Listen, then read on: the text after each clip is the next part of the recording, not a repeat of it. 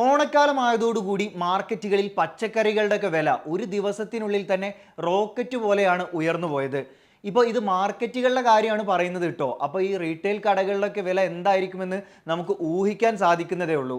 അത്തം മുതൽ പച്ചക്കറികൾക്കൊക്കെ തോന്നിയ പോലെയാണ് വില. ഇത് നിയന്ത്രിക്കാൻ ഭരണകൂടം ഇടപെടാത്തത് കൊണ്ടാണ് മാർക്കറ്റിൽ വില കുത്തനെ ഉയരുന്നത് എന്നാണ് ജനങ്ങളെല്ലാം തന്നെ പറയുന്നത്. 3 രൂപ 50 പൈസ വിലയുണ്ടായിരുന്ന വാഴയിലയ്ക്ക് ഒറ്റ ദിവസം കൊണ്ടാണ് 10 രൂപ വിലയായിട്ട് മാറിയത്. 23 രൂപ വിലയുണ്ടായിരുന്ന പച്ചപ്പയറിന് ഒരു നേരം വെളുത്തു തീർന്നപ്പോൾ 55 രൂപയായി. തക്കാളി 23 രൂപയിൽ നിന്ന് 55 രൂപയായി. ക്യാരറ്റിന് 70 രൂപയുമായി വില. ഇങ്ങനെ ഓരോന്നിൻ്റെയും കണക്കെടുത്തു കഴിഞ്ഞാൽ വില കുത്തനെ ഉയർന്നതായിട്ടാണ് നമുക്ക് മനസ്സിലാക്കാൻ സാധിക്കുന്നത്. ഈ ഓണക്കാലം അല്ലെങ്കിൽ ആഘോഷ സന്ദർഭങ്ങളൊക്കെ വരുന്ന സമയത്ത് ആളുകൾ കാശ് നോക്കാതെയാണല്ലോ സാധനങ്ങൾ വാങ്ങിക്കുക. ഇത് മുതലെടുക്കുകയാണ് മാർക്കറ്റുകളിലും പല കടകളിലും ഒക്കെ ചെയ്യുന്നത് എന്നാണ് ജനങ്ങളുടെ മറ്റൊരു ആരോപണമായിട്ട് വരുന്നത്.